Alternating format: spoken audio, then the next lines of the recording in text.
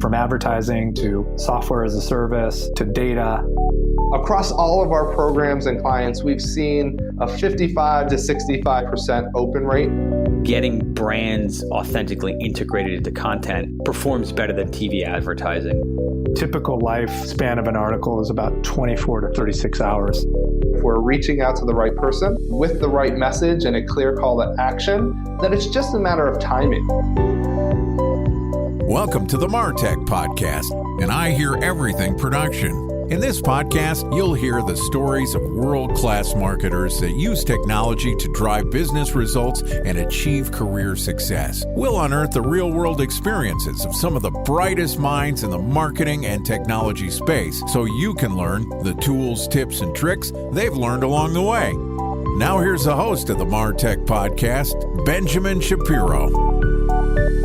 Welcome to the MarTech Podcast. I'm your host, Benjamin Shapiro, and today we're going to talk about how trust signals work and when to use them.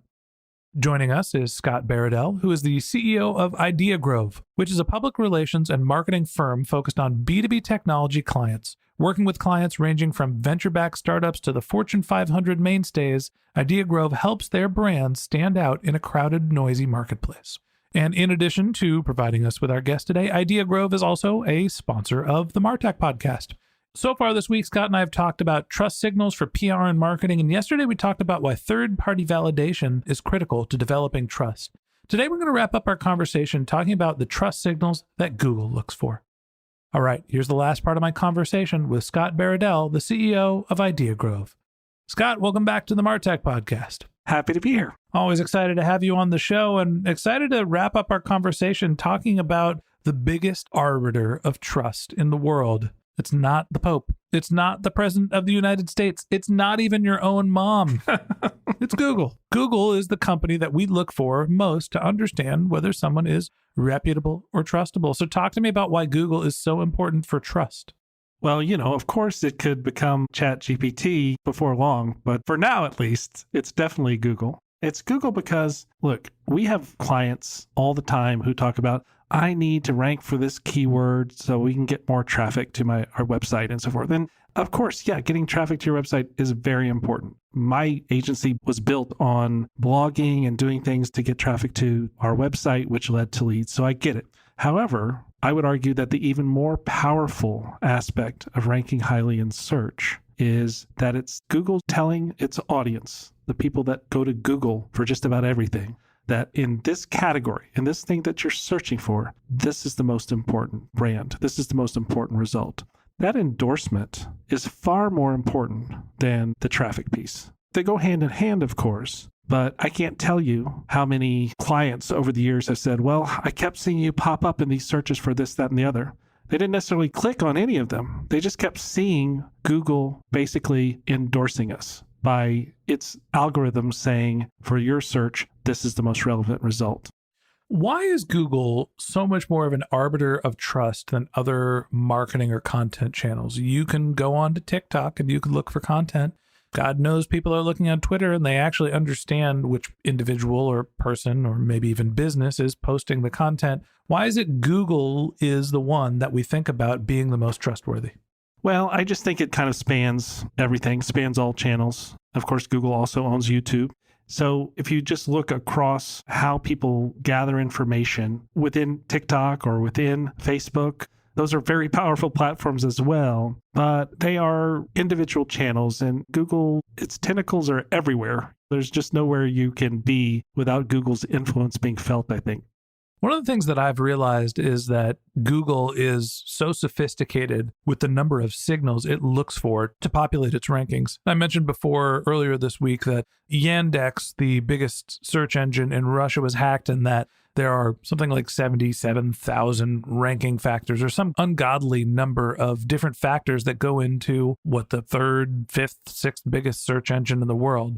So you can only imagine how many different signals Google is looking at. For the marketers that are out there that are trying to figure out, well, what really matters if Google is so important for building trust? How do I master Google? What are some of the ranking factors that you prioritize that marketers should consider?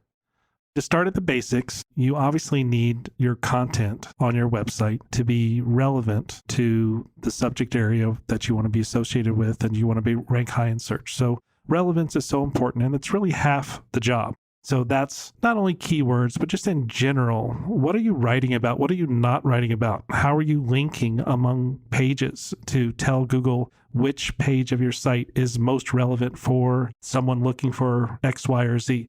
That's the most important thing, and that's totally within your control. Then the part that's not within your control is inbound links, which you have to get help from other websites.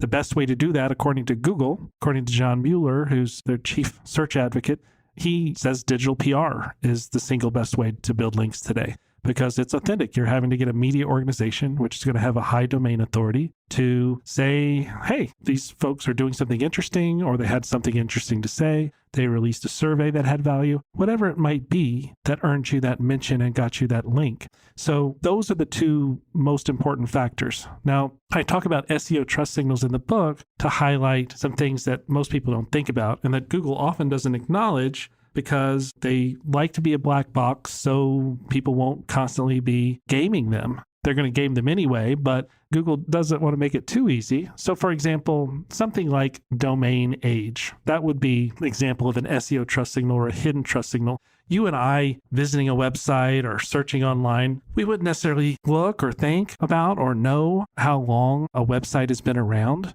Google has sworn up and down for years that domain age was not a ranking factor. They've said flat out, it doesn't matter at all. And then in 2021, because they wanted to give visitors more tools to vet search results before they clicked on them, they added these 3 little dots next to search results that was called about this result. And the first thing that pops up is if you've got a Wikipedia entry, it gives you information from their Wikipedia entry. If you don't have a Wikipedia entry, it says the date of first indexation by Google. In other words, this was indexed by Google more than 10 years ago.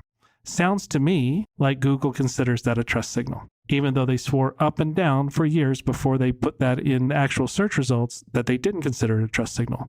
The truth is, on average, a site that's been around 10 years is going to be more trusted than a site that's been around 6 months or 2 years. There's so many signals that Google looks at. It's everything from your site speed, the way your images load, how long it takes for someone to get access to be able to use your website, some of the technical factors. Obviously, your content has to be stellar, who's talking about your brand. There's all sorts of different signals that Google is looking to rank. And I guess the question for me is, as you're starting to think about building your brand and building your trust, are we looking at Google as a traffic source? Is Google something that is going to send clicks and traffic and hopefully conversions? Or is it more important that Google is a brand channel? Are people starting to think about Google by being a content delivery service, a way to get brand impressions? How do you evaluate the value of your SEO and your Google efforts from a direct response traffic perspective, and then from the impact it has on your brand? You definitely need to be getting traffic. There's just no point in creating all that stellar content that you're creating or spending all that time to create a great website if you're not going to be constantly working to increase traffic to the site. But it can't be vanity traffic. It has to be meaningful traffic. It has to be strategic, or you're better off with less traffic. But in terms of brand value, that's why we look just as closely with, again, PR being a core part of our business, we look at branded search traffic. And we not only look at branded search traffic, but we also look at within a Google Search Console for our clients, how many times a brand has been searched, because that's very different from branded search traffic. What we find is, on average, about 2/3 of the people that search for your brand on Google don't actually become branded search traffic. They don't click through to your website. So you've got to look at both of those. If you're doing a good job of marketing yourself, of getting the word out, you're going to be getting all those numbers to go up. Or your overall traffic, your branded search traffic, and just branded searches that don't necessarily lead to branded search traffic. They're all very important. At the end of the day, Google is moving more from just being a traffic driver to also being how people gauge the value and trustworthiness of your brand. And it's not the only trust signal that you need to think about. It's one of the ways that people can find your company, but it's also mixed in with what the external world is saying about you and what you have on your website. You always need to be considering not only how much awareness you have, but how trustworthy you are. And that wraps up this episode of the MarTech Podcast. Thanks for listening to my conversation with Scott Baradell, the CEO of Idea Grove. If you'd like to get in touch with Scott, you can find a link to his LinkedIn profile in our show notes. You can contact him on Twitter, where his handle is Dallas Inbound, or you could visit his company's website, which is ideagrove.com. And if you're interested in Scott's book, you can find the book Trust Signals by going to book.trustsignals.com. Just one more link in our show notes I'd like to tell you about. If you didn't have a chance to take notes while you were listening to this podcast, head over to martechpod.com, where we have summaries of all of our episodes and contact information for our guests. You can also subscribe to our weekly newsletter, and you can even send us your topic suggestions or your marketing questions, which we'll answer live on our show. Of course, you can always reach out on social media. Our handle is martechpod, MARTECHPOD, on LinkedIn, Twitter, Instagram, and Facebook, or you can contact me directly. My handle is Ben J. Shap, BenJShap. And if you haven't subscribed yet and you want a daily stream of marketing and technology knowledge in your podcast feed, we're going to publish an episode every day this year. So hit the subscribe button in your podcast app, and we'll be back in your feed tomorrow morning. All right, that's it for today. But until next time, my advice is to just focus on keeping your customers happy.